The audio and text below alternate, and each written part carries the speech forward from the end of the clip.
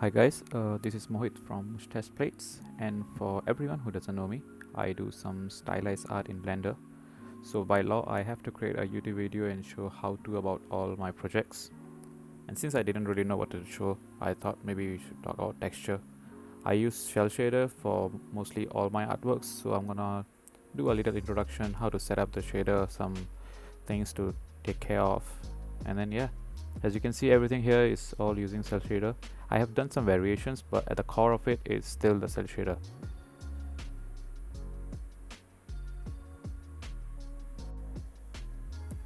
Okay, let me remove everything else so I can show how I'm doing all my shading.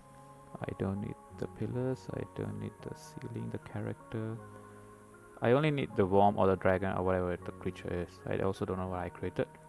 And the lighting, I only need the sunlight because we need some kind of lighting to see how the shader is actually reacting and interacting with the light. And maybe I'll add few more objects to see how the shader actually looks like in the normal objects and not just the one I have created. So maybe one more sphere. Yeah, I think this two will do. So what is a cell shader? Well, cell shader is basically if you are uh, fed up of this ultra realistic high-end texturing, or you want to try something stylized, or you just don't like unwrapping your model, then cell shader is for you. Cell shader doesn't really care about any of those things. It just looks at your model, how it's interacting with the light, where is your shadows, where is your highlights, and then just take some colors and just put it up there. That's all it is. If you can look at my shader node, that's like just 4 nodes. That's all cell shader is. Nothing much to do. Even in my own model, you can see where the highlights are appearing, where the shadow is, and then it's just taking the color from the color ramp and then just showing it up. Easy as that. So for my own project, I always like to keep 3 colors: one for shadows, one for highlight, and for mid. And then that's what I always do for every single thing. Now let's create a new shader so we can see exactly what I'm doing. So first is your default setup. You don't have to change anything on it. All you need to do is add your shader to RGB, and then we're gonna add a color ramp to it. And now you are done. This is your cell shader. Now your color ramp becomes the most important node in this whole setup.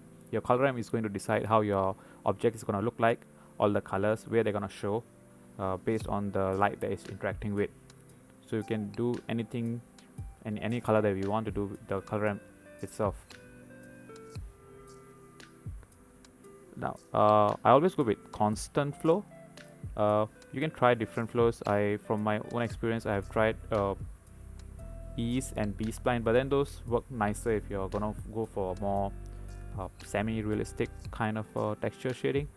But if you're going for more just stylized, more anime kind of a thing, then just stick with constant. It's gonna make your objects appear much nicer and much more closer to the actual reference. So we're just gonna slide and see where we want our highlight to be. Like I said previously, I like to keep 3 colors. So you can go for 2, anything less than 2, and then it doesn't really make any difference. Likewise, what's the point? But yeah, just keep 3 colors so at least you will know what you are doing. You'll have just like a visual guess to have a highlight and a shadow and a mid. And then yeah, we are just gonna use the same colors that I use for my actual project, so we don't go far from there. And then gonna put the same texture for the cube also. And we are done, and we have created a shell shader and it looks beautiful. As you can see, the position of the object rotation doesn't really make any difference. It's only the rotation of the light, how the light interacts with the object, that changes the shader itself. Another thing that you should be mindful of is cell shader. When we are using a flat surface, it will just show one color, and that's expected because the light is spread evenly among the whole surface, so you won't see these nice gradients that are being shown in other objects, even in my own object. So if you really want to see some gradient appearing, you might need to do some kind of bevel or use some other object to cast some shadow on it.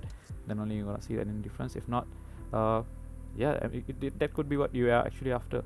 It's just that I don't really like when my shadows are just plain flat, so I always like to do some of one of the either things. Another thing that you need to change is your blender settings. So you go into your render tab, all the way down to your color management, and by default your view transform is I think set to AGX.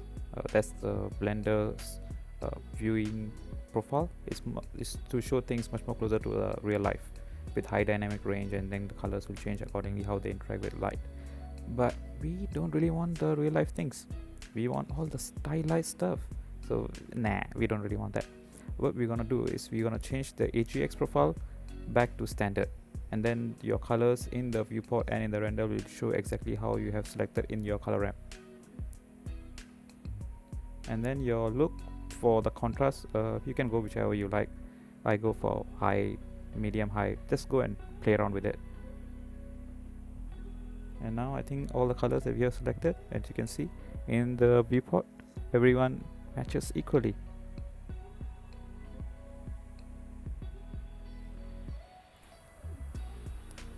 Another thing is, should we use principal shader or the diffuse shader?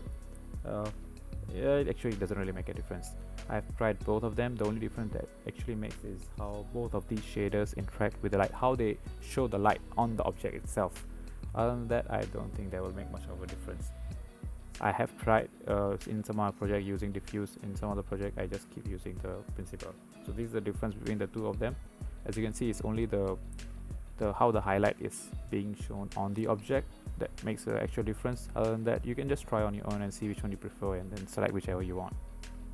Now going back to my current shader, or the one that I use in my actual project, the core of it, like I said, is just shell shader, the one that I showed.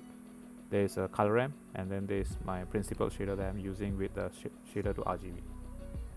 The only difference is I have tried another shader just to have some kind of variation in the main color.